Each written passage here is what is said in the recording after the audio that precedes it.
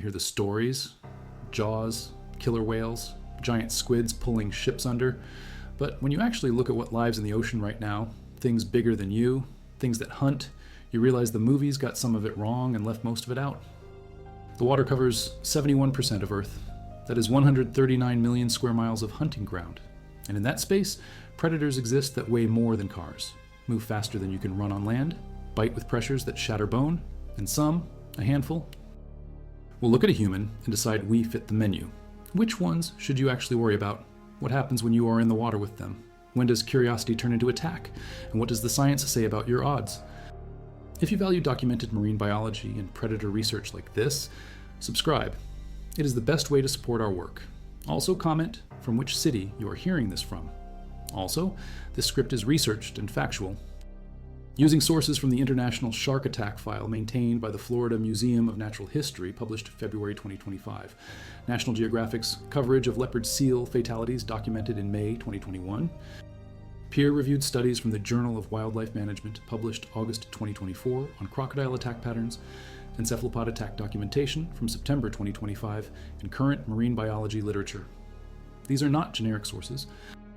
These are the data sets that marine biologists cite when they publish. The incident reports that coroners use, the tracking studies that conservation teams fund. Now back to the information. Number 1, saltwater crocodile, Crocodylus porosus, the largest living reptile. Males average 17 feet, but confirmed specimens hit 23 feet. Weight caps around 2,370 pounds. That is bigger than most cars, and they hunt in both salt and fresh water, which means rivers, estuaries, coastlines, even miles upstream where you think you are safe. Between 1971 and 2013, Australia recorded 106 fatal attacks. That is more than 3 deaths per year for 4 decades. But Australia is not the whole picture. One study from 2023 estimated 30 attacks per year by saltwater crocodiles globally, with a 50% fatality rate. Nile crocodiles hit worse numbers, 275 to 745 attacks annually, 63% fatal in pupus. But Nile crocs live closer to dense human populations. Saltwater crocs live where people boat, fish, swim in warm water thinking they are alone. They are not. The crocodile does not chase. It positions. Researchers tracking them in Northern Territory found crocs station themselves at river bends, near boat ramps, close to fishing spots humans use daily. They float, eyes above water, body below. You see a log, it sees protein. When it moves, the attack is 3 stages. First, the lunge. A 4-meter croc generates enough thrust to propel half its body length out of the water in under 1 second. Second, the bite.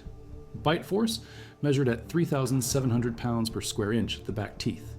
For context, a human bite maxes at 200. Third, the roll.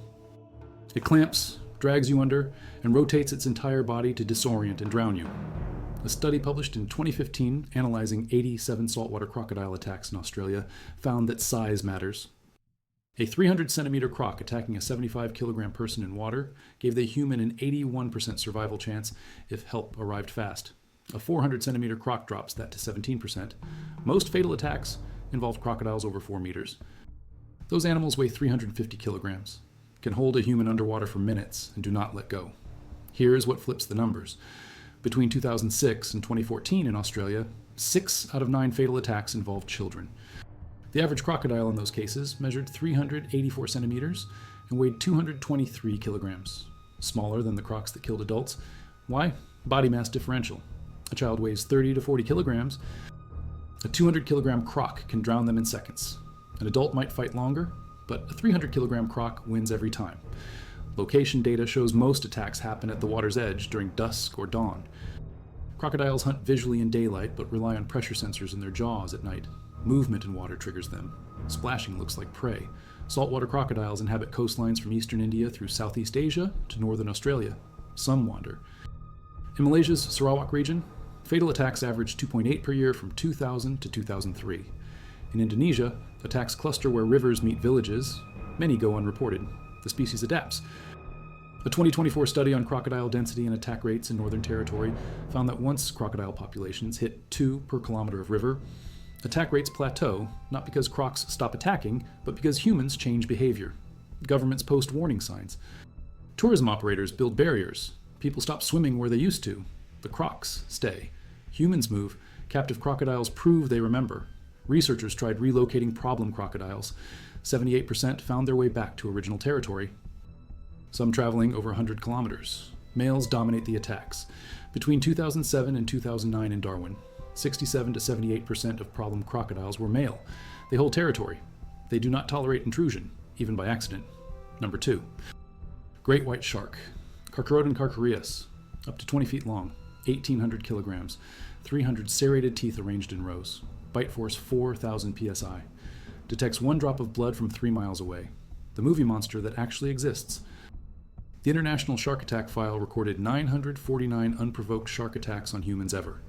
351 came from great whites, 59 fatal. That is a 17% kill rate when they decide to bite. Compare that to tiger sharks and bull sharks. The next deadliest, all 3 species can inflict maximum damage, but white sharks dominate because of size, because their teeth evolve for tearing, not holding, and because they cruise coastlines where humans swim, but the numbers need context. A 2025 report on shark attacks shows that globally, 47 unprovoked attacks occurred in 2024, down from 69 the year before, well below the 10-year average of 70. 4 were fatal. The United States led with 28 cases, 60% of the global total. Florida recorded 14, 8 in Volusia County alone. California had 3. Surfers made up 33% of victims worldwide. Why surfers? They paddle where waves break. Waves break where turbidity is high, where baitfish gather, where sharks hunt. Turbidity reduces visibility underwater. The shark sees a shape. It investigates. That investigation involves a bite. Most attacks are not predatory. They are test bites. The shark mistakes you for a seal or another prey item, bites, realizes you're not food, leaves. The problem is that even a test bite from a white shark removes flesh. The wounds need surgery. Some victims lose limbs, some bleed out before help arrives. Research from 2022 published in Science Advances used 3-dimensional modeling of a megalodon specimen to compare historical predators to modern ones.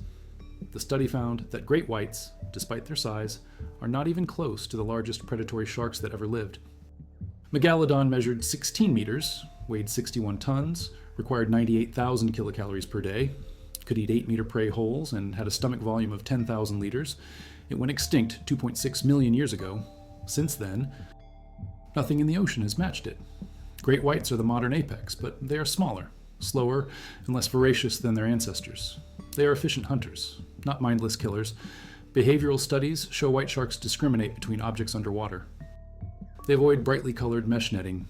Yellow survival gear attracts them because it contrasts with the environment, and contrast means prey. They also have patterns. Off California, white sharks patrol seal colonies in autumn when young seals enter the water for the first time. South African waters see them near False Bay and Gansby. Australia's coasts, both east and west, host populations of a few hundred adults. Those numbers are down from historical estimates. Overfishing, bycatch, and habitat loss are shrinking populations. Interestingly, a study from 2025 documented an apex predator displacement event in South Africa. Great whites abandoned traditional hunting grounds after 2 orcas. A mated pair began hunting them. The orcas specifically targeted the sharks' livers, which are rich in fats and nutrients. The whites moved east along the coast, demonstrating that even apex predators avoid a bigger threat. The presence of orcas reframes the hierarchy. Whites are not invincible. Number 3. Orca. Orcanus. Orca. Killer whale. Largest member of the dolphin family. Males reach 26 feet. 6 to 8 tons. Females smaller but still massive. Top recorded swimming speed 28 miles per hour in bursts. Cooperative hunters. Echolocation ranges hundreds of meters. Diet includes fish, seals, sharks, even blue whales if the pod coordinates. They have no natural predators except larger pods or humans. And yet, in the wild, 0 confirmed human fatalities. Not one, ever, documented. That is strange. These animals hunt great white sharks by flipping them upside down to induce tonic immobility, then tearing into the liver. They wave-wash seals off ice floes in Antarctica using coordinated attacks. They ram prey at full speed, stunning them. They play with food before eating it. They possess the intelligence to recognize individual humans, the power to drag you under, the teeth to tear flesh, and the social structure to hunt in packs. And they choose not to kill us. Why? Theories vary. Some researchers argue that orcas do not recognize humans as food because we're not part of their learned diet. Orca populations are culturally distinct. Resident pods in the Pacific Northwest eat only fish, primarily salmon. Transient pods eat marine mammals like seals and sea lions. Offshore pods target sharks. Each population teaches its young what to hunt, and humans never made the list. Others suggest that echolocation reveals too much. Orcas scan prey from hundreds of meters away. They detect size, shape, bone structure, even internal organs through sound. When they echolocate a human, they see something unfamiliar, maybe even unappetizing compared to a fat-rich seal. Still others point to intelligence.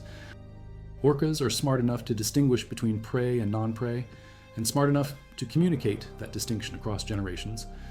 The only documented attack in the wild occurred September 9, 1972. Hans Kretschmer, 18 years old, surfing off Point Sur, California. An orca bit his leg, 3 teeth penetrated to bone, over 100 stitches. Kretschmer recalled seeing sea lions in the water before the attack. Experts believe the orca mistook him for prey, bit down, recognized the error, and released immediately. That is the only well-documented case of an orca injuring a human in the wild.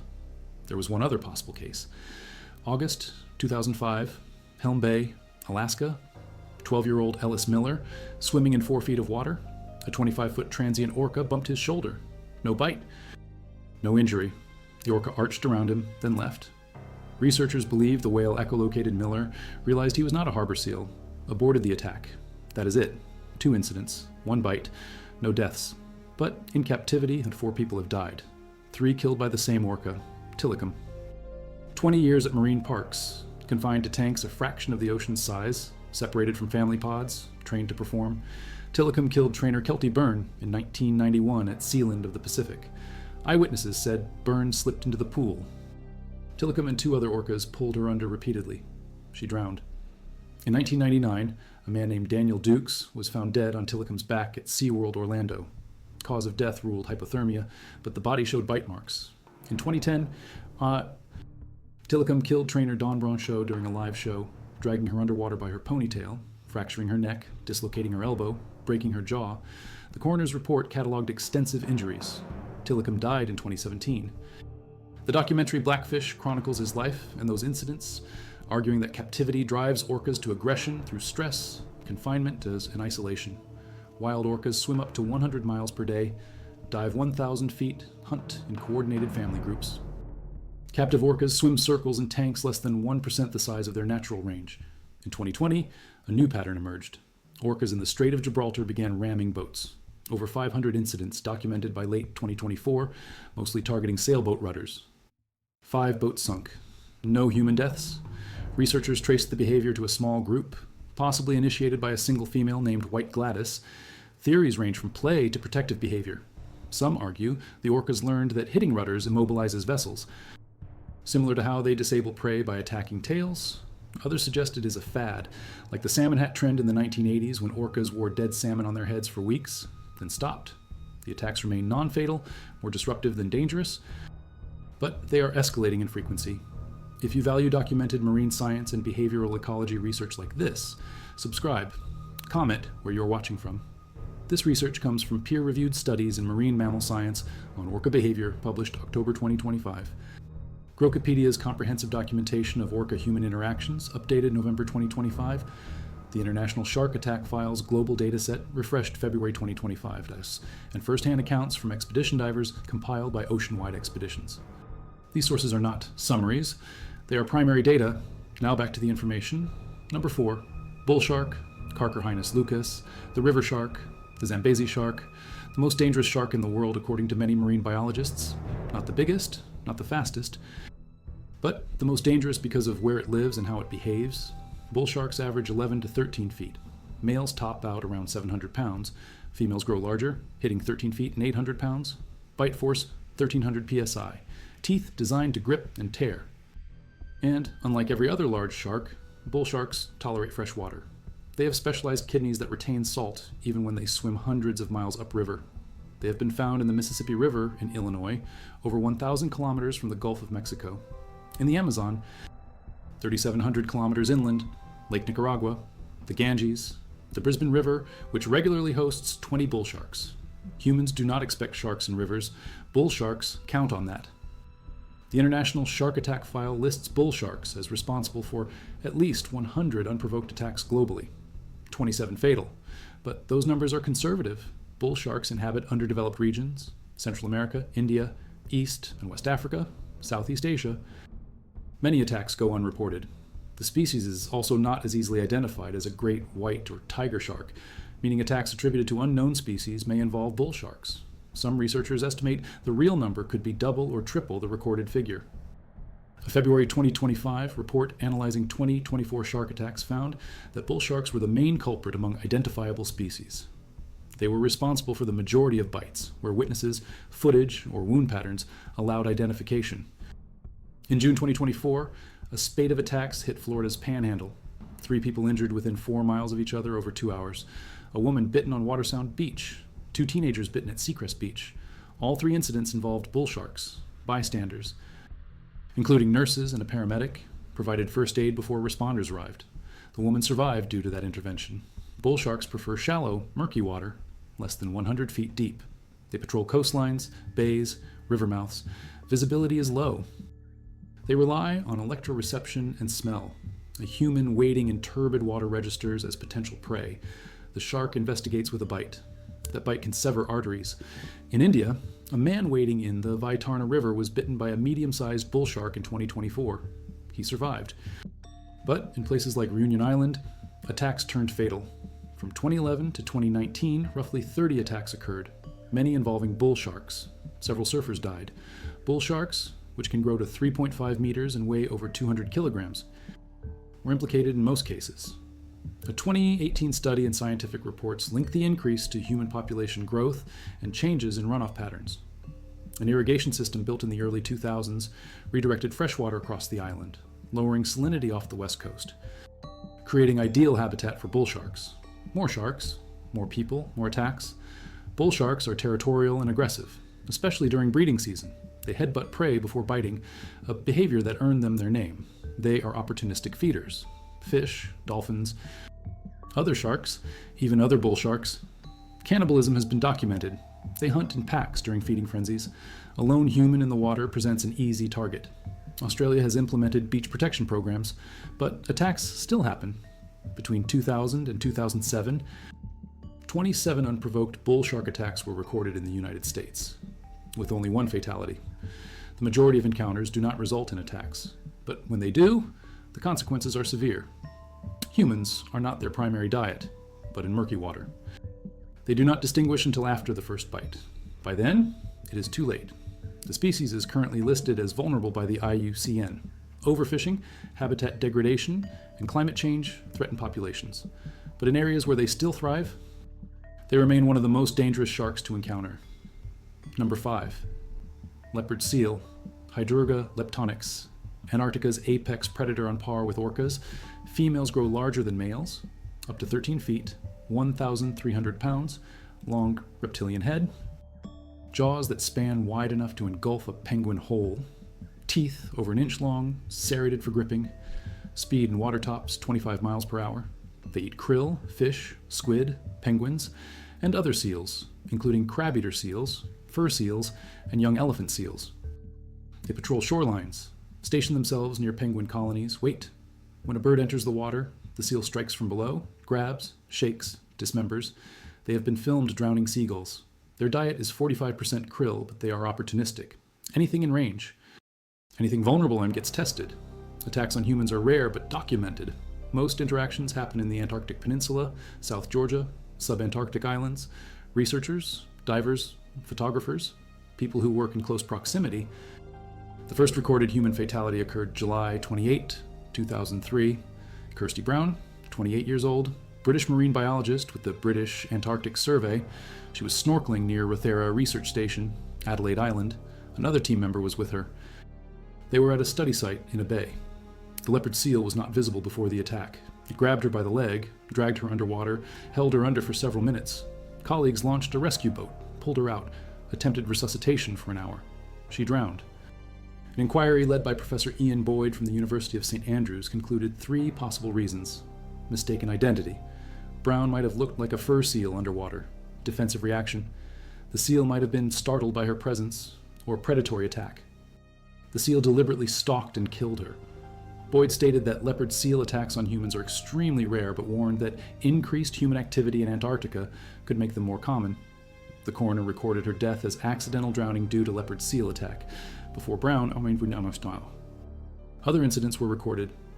During Ernest Shackleton's 1914 to 1917 trans-Antarctic expedition, Thomas Ord Lees was chased across sea ice by a leopard seal.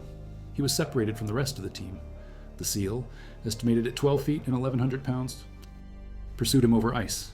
Frank Wilde heard his shouts, shot the seal dead. In 1985, Scottish explorer Gareth Wood was bitten twice on the leg when a leopard seal tried to drag him into the water. His companions kicked the seal in the head with spiked crampons until it released him. On September 26, 2021, 3 spearfishermen near Simonstown, South Africa, were attacked by a leopard seal. The seal disarmed them of flippers and spear guns, harassed them for half an hour, inflicted multiple bite and puncture wounds. All 3 survived. Leopard seals have also targeted inflatable boats, biting holes in pontoons, forcing researchers to equip vessels with protective guards. Photographer Paul Nicklin had a different experience in 2006. While diving in Antarctica, a female leopard seal brought him penguins, first live ones, then injured ones, then dead ones. Nicklin interpreted it as the seal attempting to feed him, possibly perceiving him as inept at hunting. The interaction lasted several minutes. The seal followed him, checked on him, brought more food. It was curious, maybe even nurturing, but that behavior is not the norm. Most leopard seals show aggression or indifference. A study based on 30 years of recorded interactions found leopard seals are more likely to attack humans at the ice edge, where they hunt seals and penguins. In the water, they are typically curious rather than aggressive. But curiosity from a 13-foot predator with inch-long teeth can still result in injury. Leopard seals are solitary. They do not form groups outside of mating. Females give birth to single pups on ice floes between November and December. Pups weigh 30 kilograms at birth. They are vulnerable to orcas, the only confirmed predator of adult leopard seals. But if they survive, they can live 26 years. Population estimates range from 18,000 to 440,000. The variance reflects how difficult they are to study.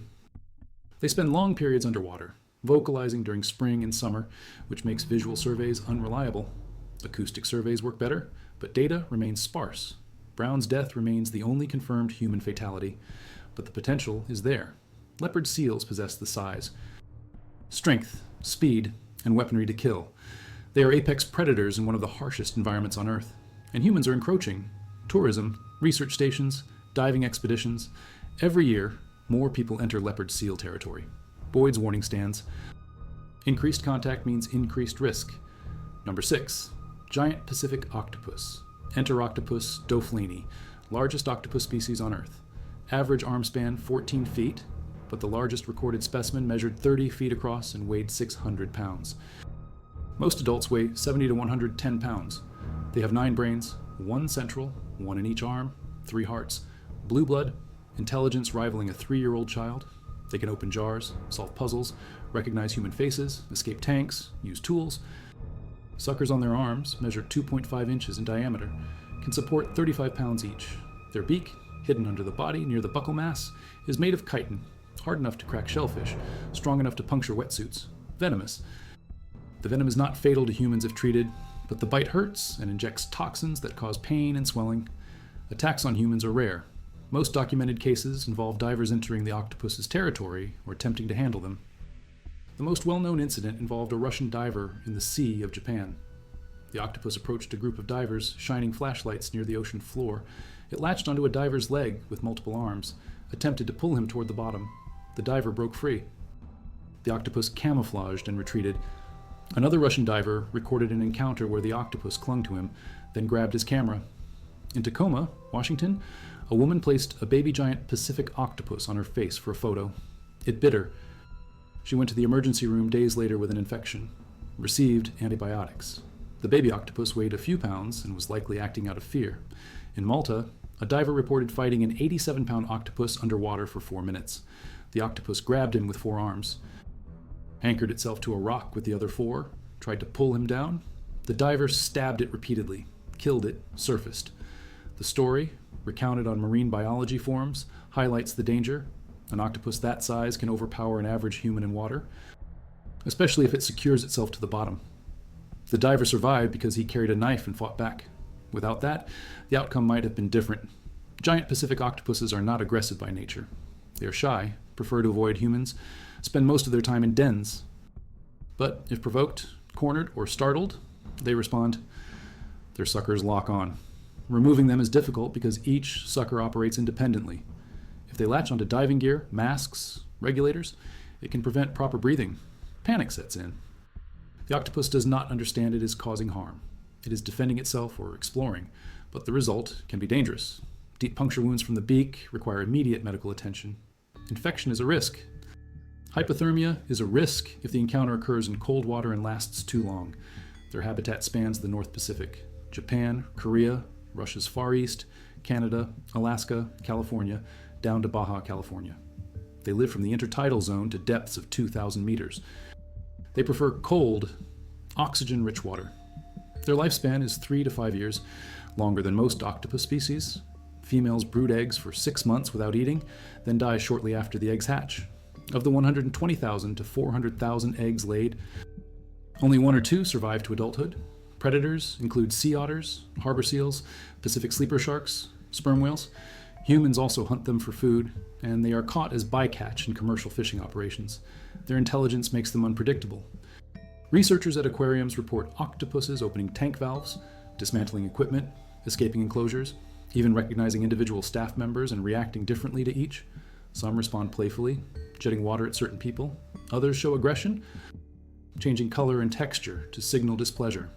In the wild, this intelligence translates to problem solving. If a diver appears vulnerable, the octopus may investigate. If it senses no threat, it leaves. If it perceives a threat, it defends. The line between curiosity and defense is thin. Number 7. Humboldt squid, Dositicus gigas, jumbo flying squid, red devil, Diablo rojo, 6 feet long on average, up to 7 feet for the largest individuals, weight over 100 pounds, sometimes 150. Arm span 3 feet, 8 arms and 2 tentacles lined with suckers, each sucker ringed with sharp teeth. The 2 longer tentacles extend, grab prey, retract faster than a standard video camera can capture in a single frame.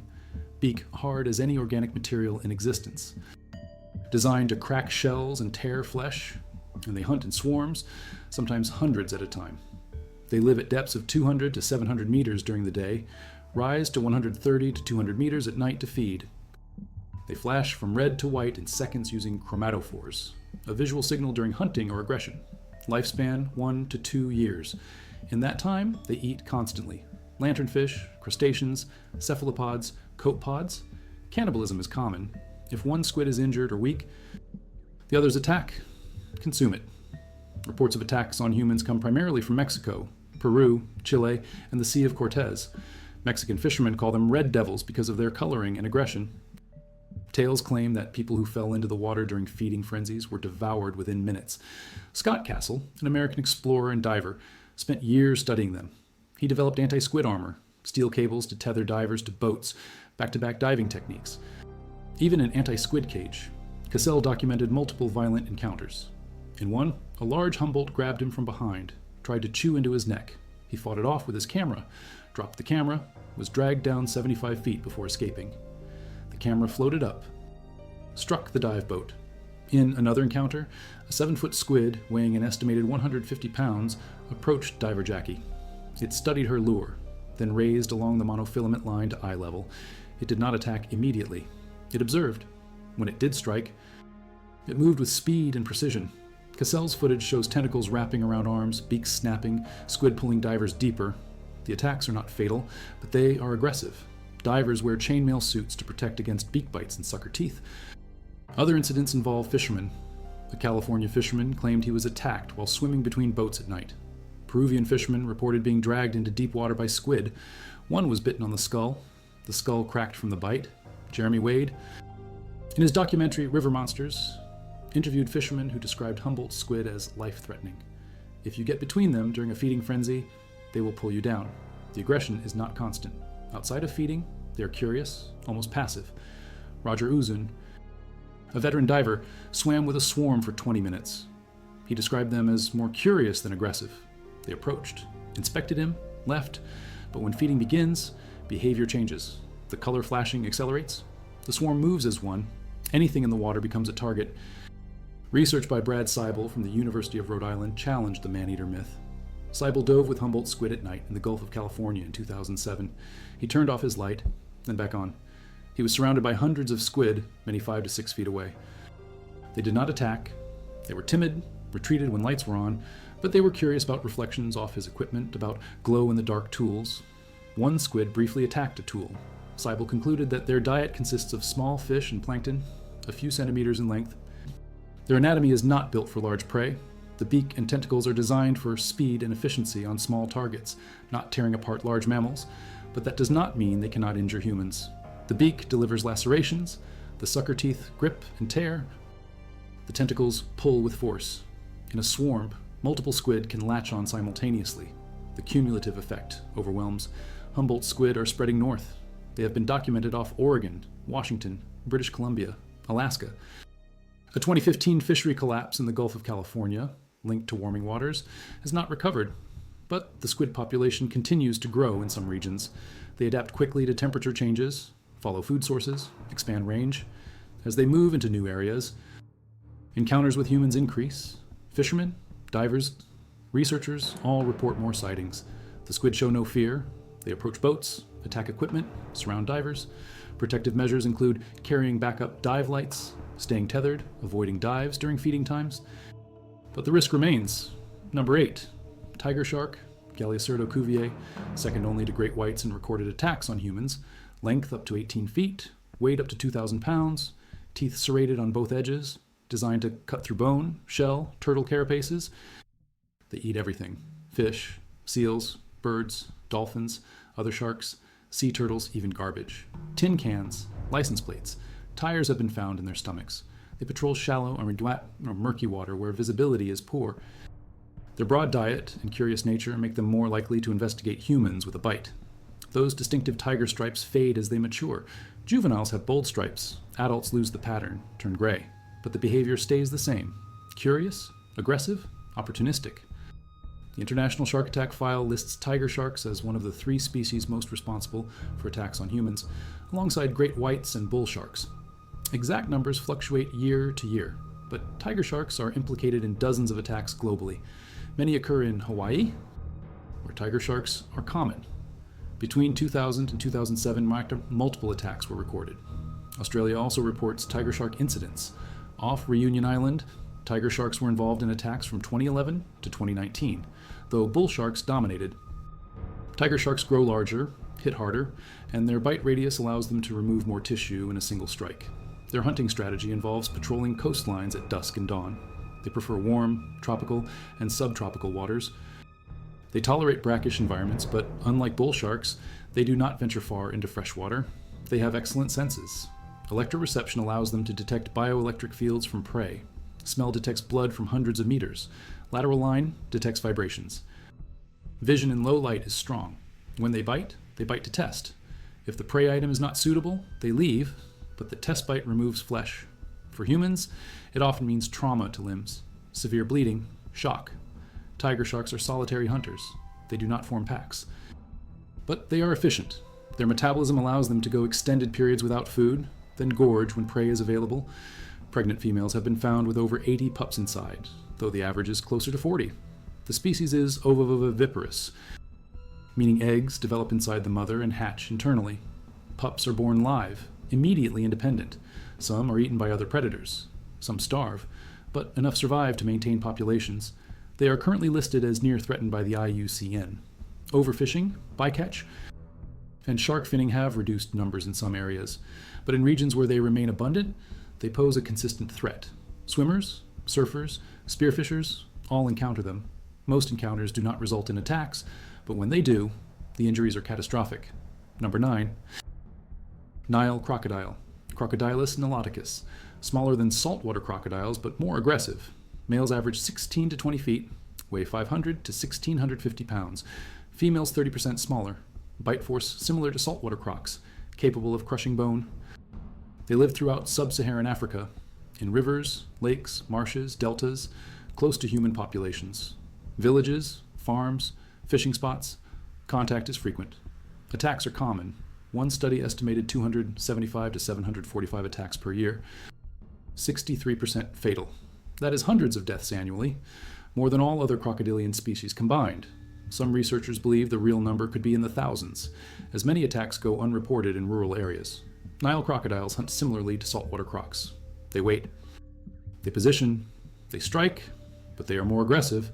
They defend territory aggressively, even against other crocs. During mating season, males become hyper-territorial. Anything entering their space gets attacked. Humans washing clothes at the river's edge, children playing. Fishermen, Nile crocs do not distinguish.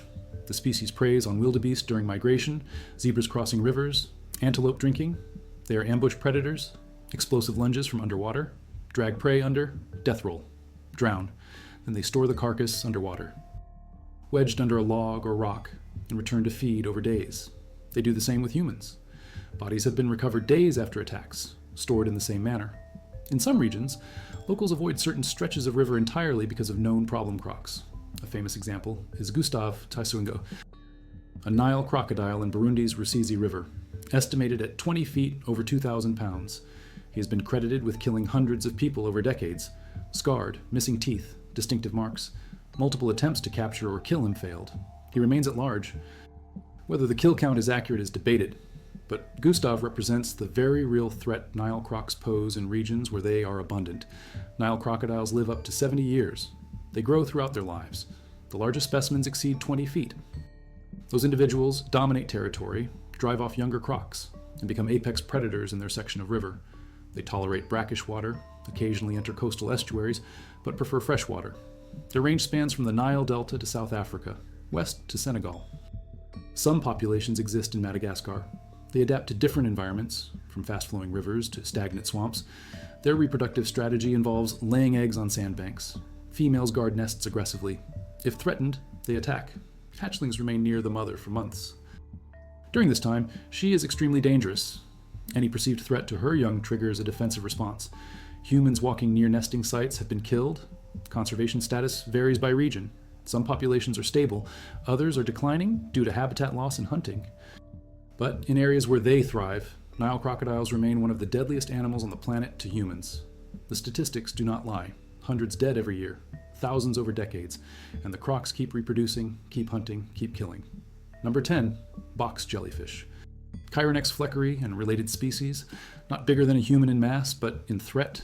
They exceed, bell up to 12 inches across, tentacles stretch 10 feet, millions of nematocysts, stinging cells that fire in milliseconds, venom attacks the heart, nervous system, skin cells simultaneously. One box jellyfish carries enough venom to kill 60 adults.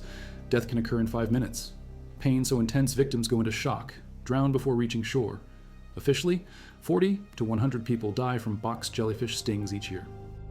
The true figure is likely higher, as deaths in remote areas go unreported. Box jellies live in coastal waters of the Indo-Pacific, Australia, Philippines, Thailand, Malaysia. They are nearly invisible underwater. Their translucent bodies blend with seawater. By the time you see them, you have already touched them. The tentacles do not need to wrap. A brush triggers the nematocysts.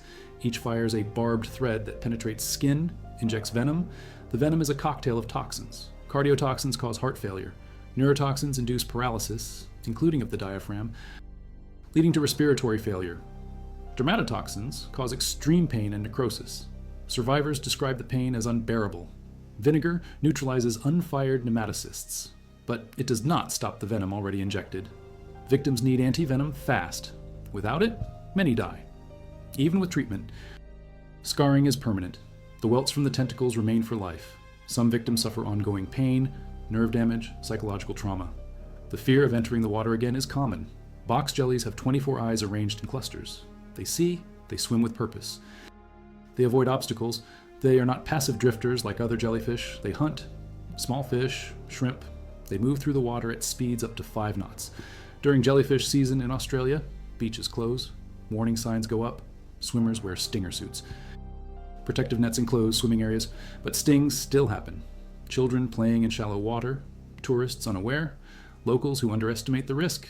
The species Chironex fleckeri is the most dangerous, but others in the family Chirodropidae and Carucidae also pose threats. Irukandji syndrome, caused by smaller jellyfish, is equally deadly. Victims feel fine initially, then within 30 minutes, severe pain sets in, muscle cramps, vomiting, sweating, high blood pressure, cardiac arrest. Irukandji jellyfish are tiny, 1 centimeter bell, but they carry potent venom. Box jellies are difficult to avoid. They enter beaches, harbors, estuaries. They follow currents, congregate where prey is abundant. During warmer months, their numbers explode. Climate change may extend their range, lengthen their season. More jellies, more encounters, more deaths. These are the ocean's hunters bigger than you. Not every encounter ends in death. Not every one of them sees you as prey. But size, power, venom, teeth, these are tools perfected over millions of years. And in the water, you are not apex. You are meat that moves. The ocean covers most of the planet. In that space, you are a guest. Sometimes, guests get hurt. A late reveal. In 2022, researchers analyzing nitrogen isotopes in fossilized megalodon teeth discovered that this extinct shark occupied the highest trophic level ever recorded for any marine predator. The study, published in Science Advances, found that megalodons did not just eat other predators. They ate predators that ate predators. The nitrogen-15 signature in their teeth indicated a food web so complex, so stacked, that modern oceans cannot support it. The largest shark that ever lived required an entire ecosystem of apex predators beneath it just to sustain its caloric needs. When it went extinct 2.6 million years ago, the oceans collapsed into the structure we see today. Fewer levels, smaller predators, but those smaller predators, the ones we encounter now, are still capable of killing us. The ocean is not safe. It was never safe. And the megalodon is a reminder that what hunts in the water today is only a fraction of what once ruled those depths. The fact that you can swim in the ocean and survive is not because the predators are weak. It is because you are lucky.